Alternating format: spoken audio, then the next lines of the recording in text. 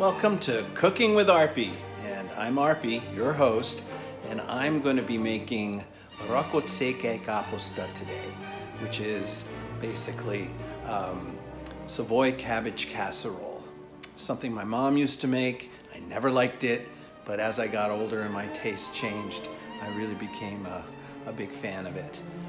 Sadly, she's passed away, so now I'm experimenting with different ways of making it, and she'd probably kill me if she saw the way I make it. But it's gonna be delicious. So I'm gonna start with the Savoy cabbage. This is Savoy cabbage, and I'm cutting it up, and I'm going to put it in this spaghetti pot, and I'm going to cook it for a little while. All right, there it is. One head of Savoy cabbage has been cut up. And for those of you that don't speak Hungarian, Rakott poszta is Savoy cabbage casserole. And some Hungarian out there might know a better translation for it, but that's the best I can do. So I'm going to fill this with water and boil it for a little while on the stove, get it soft while I prepare the meat. Rakott poszta has a meat component as one of the layers. And my mother would make a pork stew and then grind it down and add that on top of the cabbage. That's going a little bit too far for me, and it's quite messy and time consuming. So I'm gonna skip ahead and just use some ground pork and make that pork stew with the ground pork. So here we are, store-bought ground pork, a little can of tomato sauce, hot peppers. These are actually chili peppers. My mom would kill me, but I like a little bit of a bite. And then I've already chopped one onion. So I'm going to saute the onions, add the chili peppers, and put in the ground pork. And then once that's all kind of cooked, I'm gonna add just a little bit of the tomato sauce.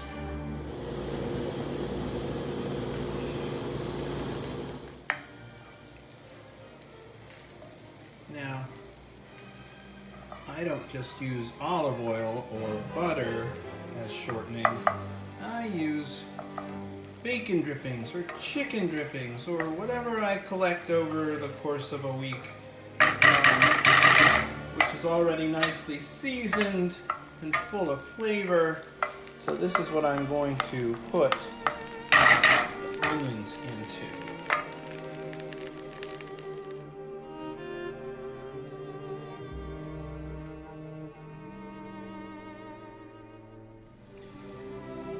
Mark my words, it isn't Hungarian food unless there's paprika and sour cream involved. So here's the paprika. Kalocsai, csemege, fűszer paprika. And so that ends up going in here. Paprika. And we will now add that paprika to the onions. So the paprika is stirred in, and then I added the chili peppers. And that's cooking nicely. And now I'm going to get the ground pork ready.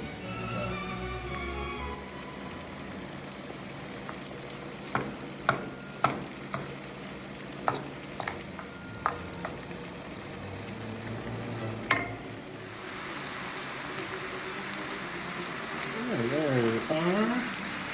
It's cooking together nicely. So I was actually hoping to use 2 pounds of ground pork, but I way underestimated the onion chili pepper ratio. So I added a little more paprika and some salt and some garlic powder. On top of that, I'm going to stir that in a little bit. Looks like the pork is now nicely brown. All the red is gone. And I'm going to let the moisture kind of cook out a little bit. You can see it's still a little wet. And then I'm going to add the tomato sauce.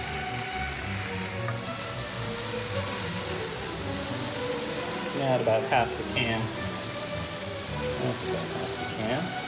Right there.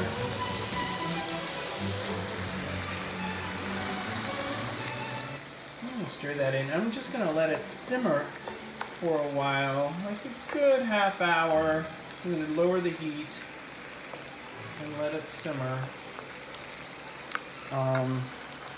I want the tomato to cook into the meat and then pretty much just cook away, and we'll end up with a consistency of, you know, like a thick sloppy joe. Really thick. That's what I'm looking forward to. You know, and this is going to be delicious. I apologize for the shaky camera. It's hard to be cameraman and chef at the same time. Time to check in on the Savoy cabbage. Looks like it's cooking nicely. I think I need to add a little salt to the water. Not a whole lot, but some. Stir that in.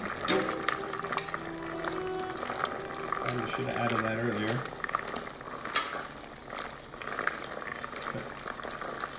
This isn't baking. It doesn't have to be precise. It's more of an art. Leaving room for creativity.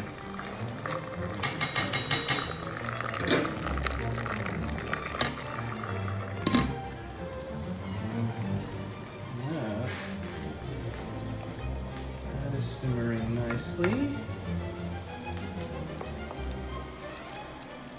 It's still too soupy. For my taste, I want that to cook down. I think we are ready to strain the cabbage, which I will do now. There we are. Savoy cabbage strained. Casserole pan found.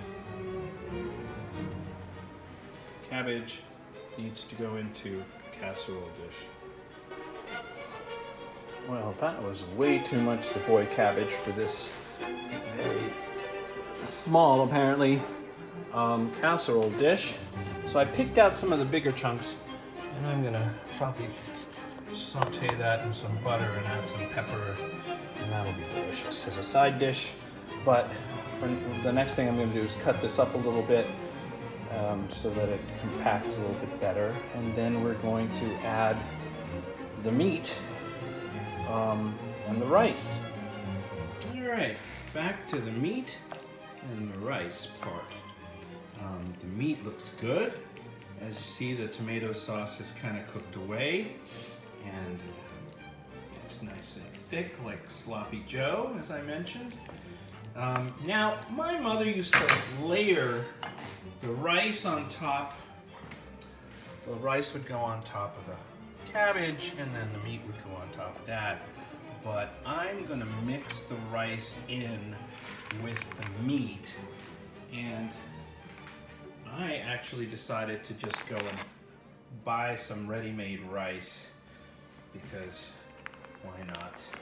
And then I'm just going to mix that in with the meat. So I put about 3/4 of that rice in that container in here, and I'm gonna stir it in nicely. There it is, nicely mixed together. It just needs one thing. You know what it needs? Paprika. Why not? That is the flavor of the day. So I've put the rice and meat mixture on top of the cabbage, and I'm just gonna spread it nicely. There we go, it's all covered. It's hard to hold the thing still, sorry guys. So there we have it. Next up, we prepare the sour cream mixture to pour on top. I believe that 1.5 pounds of sour cream is going to be enough for this. And yeah, they don't do it in ounces, they do it by weight. So yeah, it's 1.5 pounds. And I'm going to just dump it into this dish and mix it together, add a little half and half to make it smooth. So here it is. It's kind of creamy.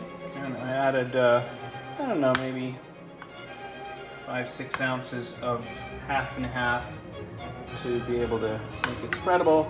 And we're going to add salt, a fair amount of salt. We're going to add garlic powder. Whoa. Add some garlic powder. And of course, paprika. And add the paprika. And this is the Cabbage paprika, which is really tasty. And then finally, add some pepper. And all this is going to be stirred in.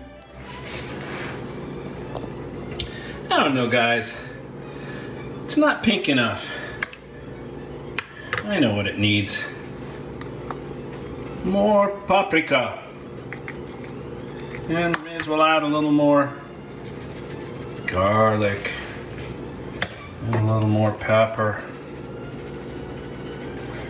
And a little more salt.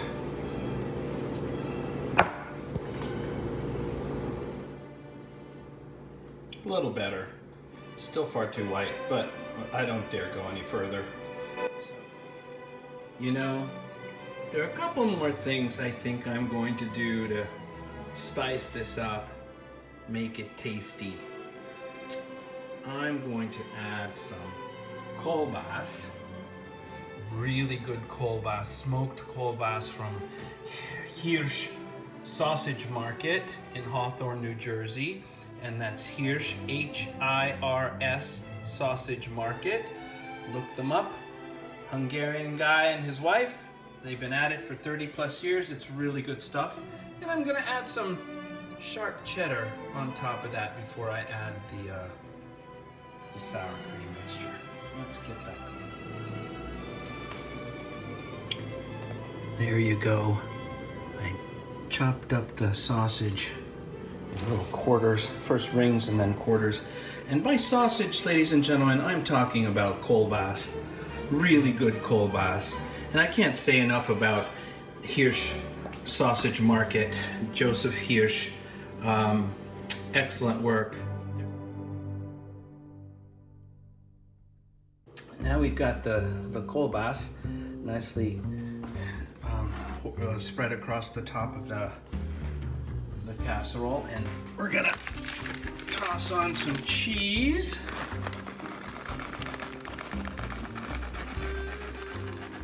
And you know what's gonna happen once we add the sour cream on top of it.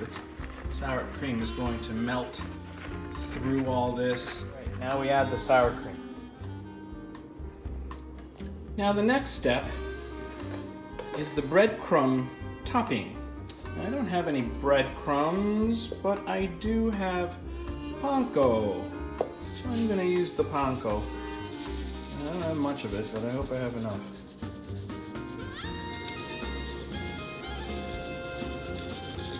This is riveting television here, folks. That's it. That's all we got. And the final touch will be butter patties on top of that before it goes into the oven. There it is, folks. We got about 1/3 of a stick of butter on there, you know, just to make sure that it clogs all of our arteries and up the caloric intake value of this food. So I'm going to put this in the oven and cook it. I'm going to cover it with aluminum foil and put it in the oven and cook it at 350 degrees for about 2 hours. And we'll see what happens. Oh, but you know what? Something's missing. Something's missing. You know what's missing? I bet you can guess what's missing. More paprika. Yeah, baby. not Hungarian food unless there's paprika and sour cream involved. There you go. Ready for the oven. With the magic of video, we skip ahead 2 hours. At an hour and a half into the project, I took the aluminum foil off the casserole dish so that we can get a little crisp on top. And let's see what we've got. Oh my goodness, look at that. Isn't that gorgeous? Get that out of the oven. Here it is, ladies and gentlemen. Székely rakott káposzta, rakott székely káposzta. Savoy Cabbage Casserole. It smells amazing. I wish you guys could scratch the video and sniff this fragrance. So I'm gonna let it sit on the stove for another half hour, let it set up, and then we're gonna taste it. Can't wait. Guys, it just looks yummy. And it's set up. It's been sitting for a good half hour. And I've kind of scraped a little bit of the crunchy bits off around the side, but that's going to be good. Let me cut into it. I'm hoping it's not going to be runny, and it doesn't appear to be. Let's see. So it's literally 2 in the morning, and we kind of got a late start with this, but I have to try it. So I'm just going to take some of this out and put it on the plate. And it looks like it came out good. There it is. Let's see.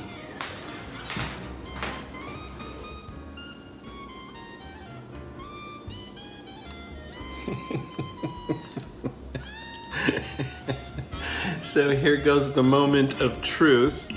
Do you see how nice and thick it's gotten? The sour cream really kind of became more custard-like, and that's exactly what I wanted. So let's try this.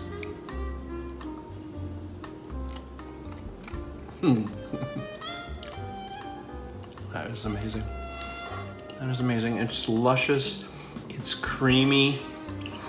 Now let me get a little bit of the cabbage too. It's great. The last bite had a little bit of meat and rice in it. So let's see. I can't do this with one hand. I'm gonna try because I want to get the little crunchy part here. Nice little crunchy part from the top. I should put more cheese on top too. So where exactly is the cheese? It's just cooked in there. Beautiful. I don't taste the heat from the peppers. Not yet. It'll probably build up as I go. So I hope you enjoyed watching me make the Rakott székely káposzta, and hopefully it's inspired you to possibly make it yourself. And if you have some special dish that you like and enjoy making, why don't you try and videotape it, put it up on the Hungarian Food Facebook page. I would love to see it. Be sure to tag me. Szervusztok!